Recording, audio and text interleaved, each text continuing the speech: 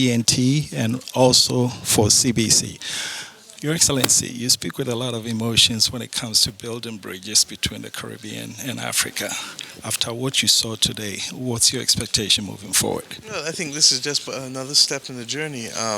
I'm not going to be expecting miracles tomorrow, but by the same token, I think enough has been done to fuel us and to commit us to a process that can see substantive gains. When we only talk about the romance and passion of our relationship, some may be capable of dismissing us. But when we start to put the building blocks for trade and the building blocks for financing and the building blocks for investment, then I think people are going to start to take us seriously and to recognize that we do not intend to be shaped by the circumstances of history, and that as we move to a new middle passage, this time we are not the victims, we are the shapers and the beneficiaries. And that's what today is about. You mentioned the prejudice premium, which caught my attention. How do we get over that?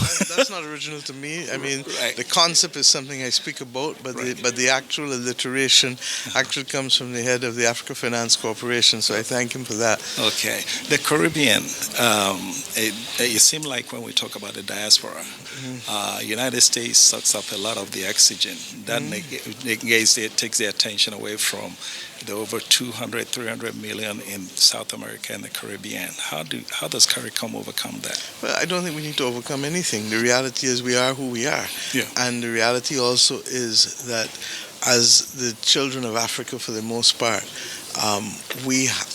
the Caribbean remains the place in which we have been able to be stewards of our own affairs in the post-independence movement. Okay. The diaspora in the United States of America is a minority.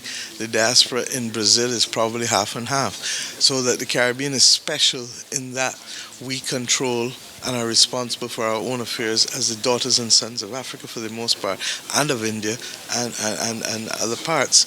But we know that it is really the slave trade that populated alongside the genocide of the Americans who were there before the Europeans came.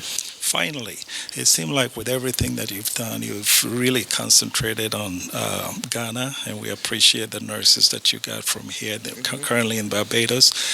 What is so important? What is that connection with Ghana? Well, I mean, Ghana has been one of the key countries. We have an embassy here. A lot of Barbadians come from this part, come from Nigeria. Of course, in those days when they were moving people, it wasn't known as Nigeria or Ghana. So let's be real about that. Right. We also have a strong connection with Rwanda and with Kenya. We have a mission in Kenya as well. And with Rwanda, we've been working very closely on the pharmaceuticals project. So I think it is fair to say that we are trying to broaden our reach. I would have been in South Africa as well during the Mandela lecture late last year. And for us, and I would have been in Morocco before. So from North Africa to South Africa, from East Africa to West Africa, we have come to reclaim our Atlantic destiny. Absolutely. Thank you. Take a safe flight home. Thank you so much. Thank you.